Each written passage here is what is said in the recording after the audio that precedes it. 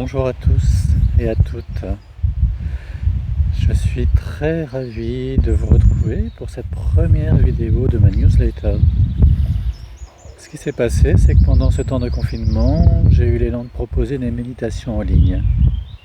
Ce que j'y ai vécu, pour moi, a été très riche d'expériences, c'était une première, riche de partage, riche de retours que j'ai pu avoir.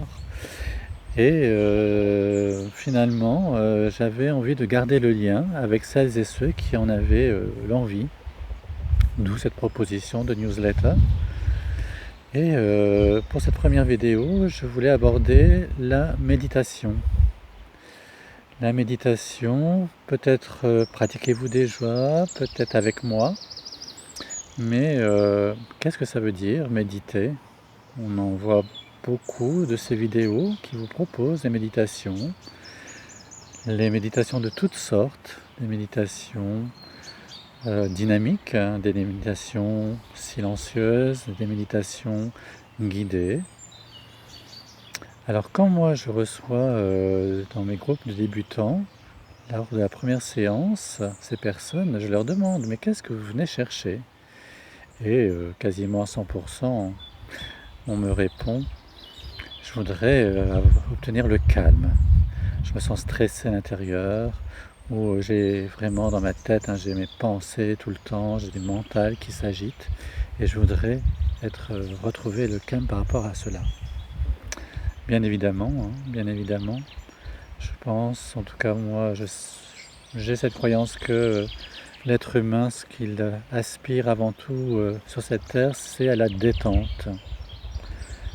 À la détente, tout en ayant cette conscience que la vie nous apportera des événements qui nous seront plus ou moins agréables. Et en même temps, nous avons la capacité d'avoir un endroit en nous où ce que nous allons vivre, ce qui va traverser à l'intérieur de nous, au travers des événements de la vie, tout cela va être en mesure d'être accueilli dans cet espace.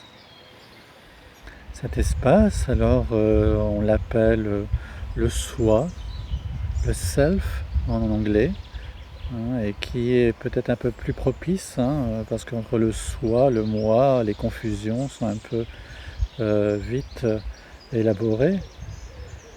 Le moi, ça vraiment est en lien avec notre appellation qu'on appelle l'ego.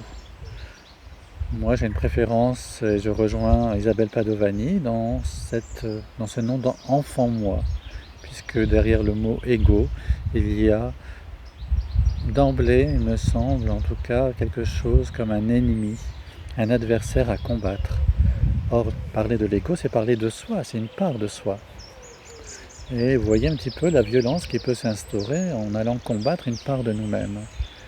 Tandis que le terme d'enfant moi va suggérer quelque chose de plus tendre et où on va accueillir cette part de nous peut-être avec toute la bienveillance, en écoutant ce qu'elle a à dire et puis peut-être en l'informant, puisque c'est un enfant et ne sait pas tout. Alors cet espace, peut-être ça vous paraît assez obscur, ça vous paraît assez immatériel, et me dire mais comment y arriver à cet espace? Et comment savoir si je suis bien dans cet espace? Donc comment y arriver? La méditation est une voie parmi tant d'autres. Comment je sais que j'y suis arrivé? Eh bien vous allez pouvoir peut-être mesurer certains critères comme ce fameux calme qui est recherché, une certaine confiance,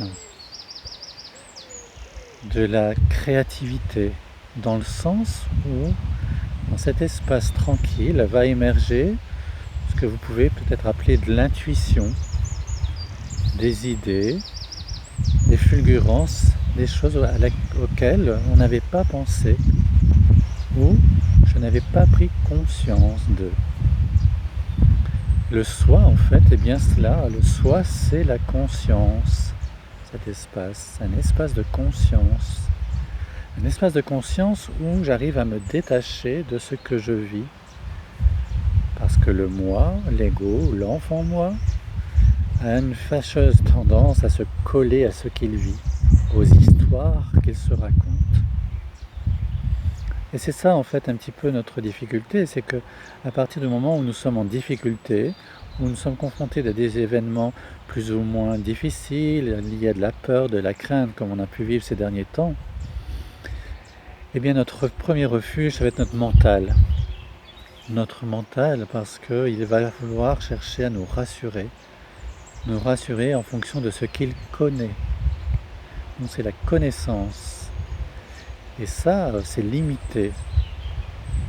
L'idée là, d'être dans la conscience, dans le soi, c'est que c'est illimité, dans le sens où c'est un espace illimité qui nous permet de tout accueillir et d'avoir donc dans ces qualités de calme, de confiance, de créativité, un champ d'expérimentation et d'écoute de soi. Voilà un peu comment moi j'aborde cette notion de méditation.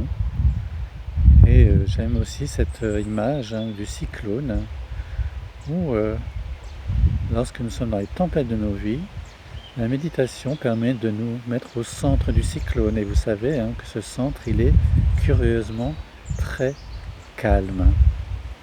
Alors que tout autour de lui, ça s'agite.